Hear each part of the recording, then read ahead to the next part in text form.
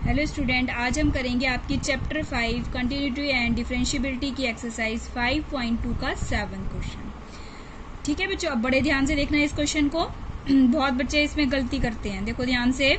Answer तो निकाल देते हैं, कई बार क्या होता है हमारा जो इसमें आंसर होता है ना, हम लोग पीछे से मैच करने की कोशिश करते हैं, तो पीछे से मैच करने में हम गड़बड़ा जाते हैं। तो डिफरेंशिएशन का ऐसा नहीं है कि कई बच्चे किसी तरीके से करते हैं, तो कई हमेशा नहीं है कि आंसर आपका पीछे से मैच ही करेगा।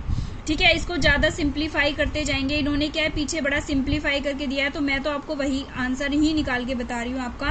तो ज़रूरी नहीं है कि आपको हमेशा पूरा ही करना है, आपका जहाँ तक लेकिन आपसे सॉल्व होगा तो आपको करना ही करना है। तो देखो इसके अंदर दे रखा है y is equal to 2 cot x की पावर 2।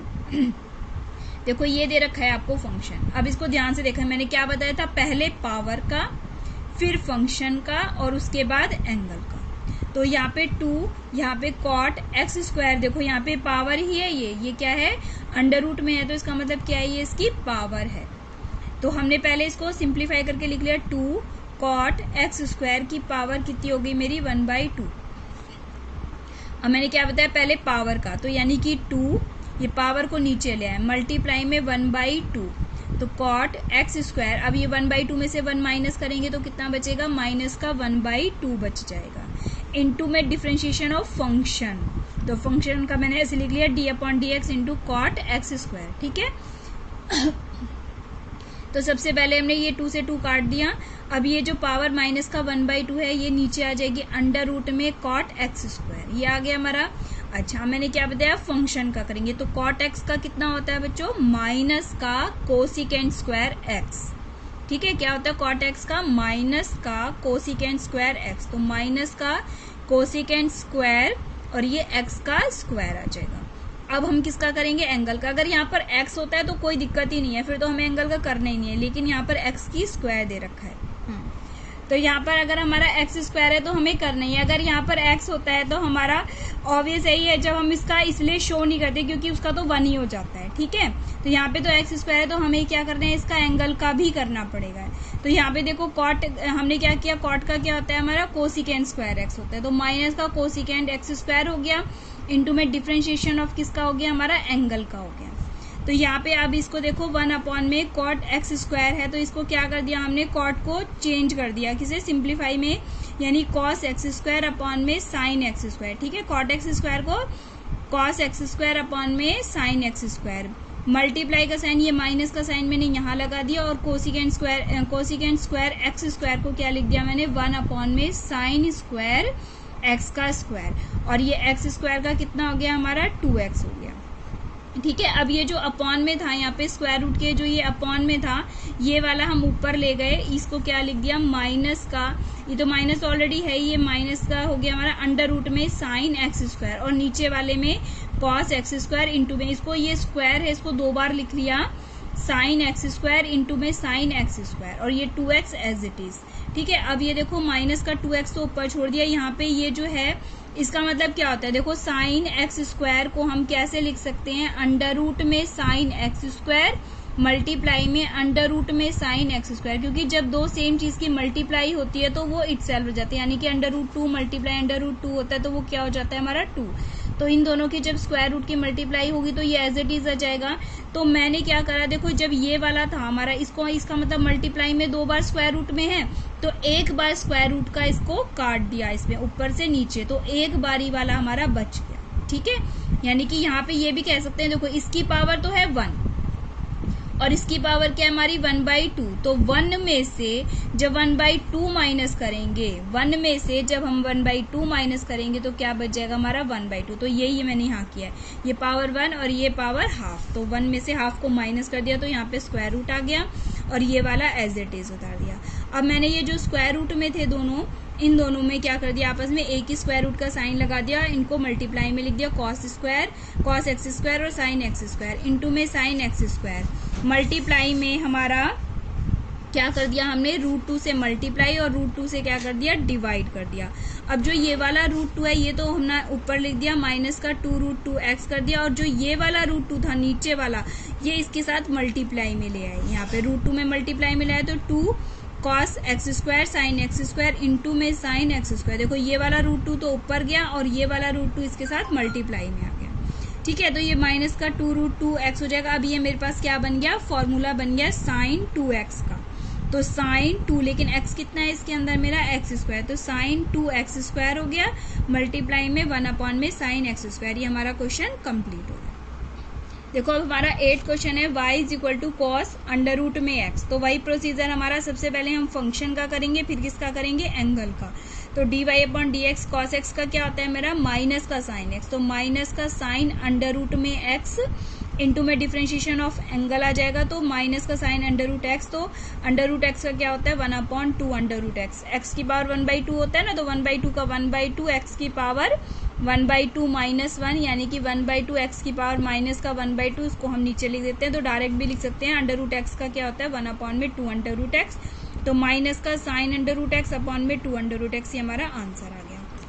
अच्छा, अब हमारा आता है 9th क्वेश्चन। देखो 9th क्वेश्चन को ध्यान से देखेंगे। Prove that the function of f given by function, ये दे रखा है हमें x-1 where x belongs to r is not differentiable. ये नॉट डिफरेंशिएबल करना है हमें x इज इक्वल टू 1 के लिए। देखो जब भी हमारा ये मॉड में आ जाएगा तो हमें क्या है, इस क्वेश्चन को डायरेक्ट, तो हमारे पास इसका कोई फॉर्मूला है नहीं, जैसे साइन का कॉस है, कॉस का टेन है।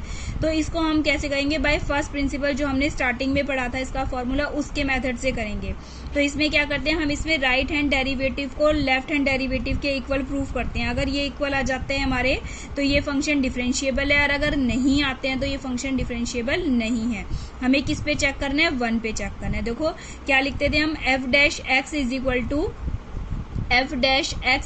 टू एफ एक्स प्लस में h माइनस में एफ एक्स अपॉन में h और लिमिट h टेंड टू 0, यही होता है हमारा। तो हमने ये लिख दिया, ये रहा F x plus H minus F x upon में h लिख दिया। ठीक है, यहाँ h ऐसे ही नहीं आता, ये h कैसे आता है, x प्लस एच माइनस में x करते हैं जब ये h आता है। अब हमें चेक किस पे करना है, 1 पे। तो x की जगह मैंने क्या पुट कर दिया यहाँ पे, देखो बच्चों 1 पुट कर दिया।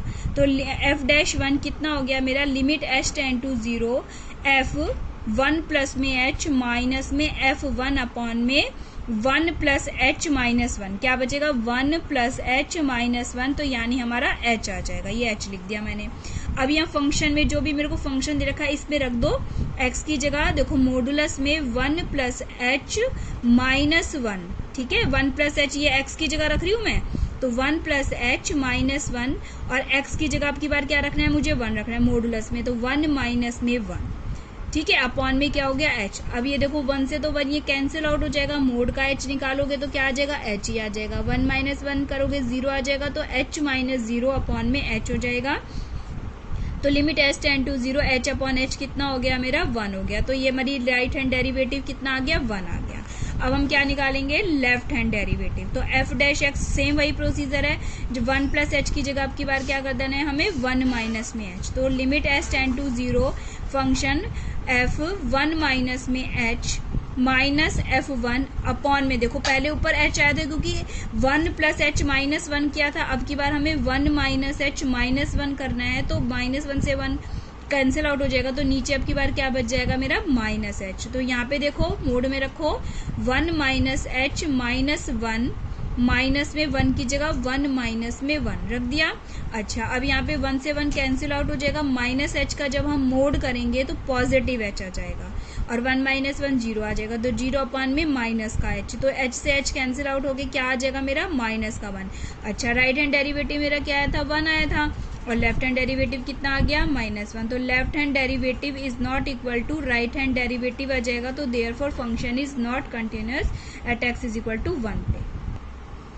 अब हमारा 10th क्वेश्चन है, देखो prove that the greatest integer function defined by f x is equal to greatest integer of x, और x क्या है 0, और 0 से तो बड़ा है और 3 से छोटा है, तो is not differentiable at x is equal to 1 and 2 पर। तो हमें ये चेक करना है कि ये जो है डिफरेंशिएबल नहीं है, 1 पे भी नहीं है और 2 पे भी नहीं है। ठीक है, तो सबसे पहले हम x इज इक्वल टू 1 के लिए प्रूव करते हैं। एफ एक्स कितना दे रखा है हमें, ग्रेटेस्ट इंटीजर x दे रखा है, तो हमें वही फॉर्मूले से, क्योंकि इसका तो हमें डायरेक्ट तो डिफरेंशिएशन पता नहीं है, इसका डेरिवेटिव क्या होता है, तो हमको इसको फर्स्ट प्रिंसिपल से ही करेंगे। देखो एफ डैश एक्स निकालते हैं। तो क्या लिखते हैं, लिमिट एच टेंड टू 0। मुझे किस पे चेक करना है, 1 और 2 पे, तो मैंने पहले 1 के लिए, तो एफ 1 प्लस एच माइनस में एफ 1 अपॉन में 1 प्लस एच माइनस 1। ठीक है, तो फंक्शन 1 प्लस एच पे रख दो, यहाँ एक्स की जगह क्या रख दिया मैंने, greatest integer 1 plus H minus greatest integer of 1 upon में 1 से 1 कैंसिल आउट हो जाएगा, ये h आ गया।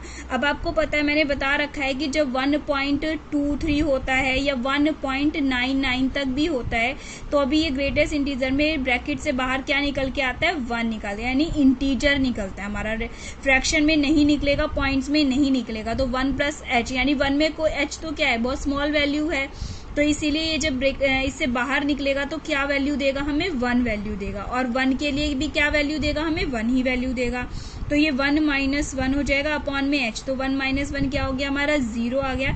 तो ये कंप्लीट इसकी वैल्यू कितनी हो गई, राइट हैंड डेरिवेटिव हमारा 0 आ गया। ठीक है, अच्छा अब हम लेफ्ट हैंड डेरिवेटिव निकालेंगे। देखो एफ डैश एक्स कितना हो गया, लिमिट एच टेंड टू 0।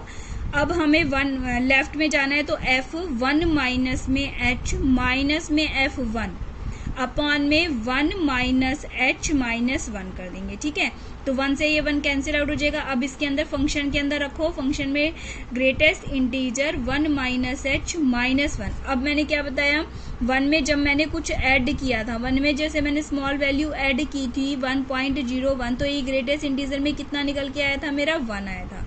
अब मैं 1 में से कुछ ना कुछ माइनस कर रही हूँ, यानी कि मैंने मान लिया 0.1 ही माइनस करे, तो ये क्या आ गई 0.9। तो इसका इंटीजर क्या आएगा, 0 से 1 तक के बीच में इंटीजर क्या आता है हमारा, लेफ्ट में जाएगा। तो इसका मतलब 1 में से मैंने स्मॉल वैल्यू माइनस कर दी।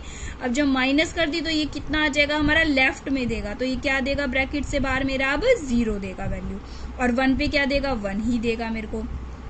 तो ये माइनस से माइनस कट जाएगा, तो ये 1/h हो जाएगा, h की जगह मैंने 0 पुट करा, तो ये क्या आ जाएगा मेरा, इनफाइनाइट। अब देखो left hand derivative is not equal to right hand derivative की, तो ये नॉट इक्वल हो गई, तो क्या हो जाएगा, not differentiable, therefore function is not differentiable at x is equal to 1 पे। तो इसमें हमेशा लेफ्ट हैंड में और राइट हैंड में रखते हैं, फंक्शन में नहीं रखते हैं इसके अंदर वैल्यू, सिर्फ लेफ्ट हैंड राइट डेरिवेटिव में और राइट हैंड में, और ये दोनों क्या होने चाहिए हमारे, इक्वल होने चाहिए। ठीक है, अब इसी तरीके से हमने x इज इक्वल टू 2 पे चेक कर लेंगे, तो लिमिट राइट हैंड डेरिवेटिव में f dash x is equal to limit h tend to 0 function 2 plus h. अब की बार 2 पे चेक कर रहे हैं, तो 2 plus H minus F2 upon में 2 प्लस एच माइनस 2।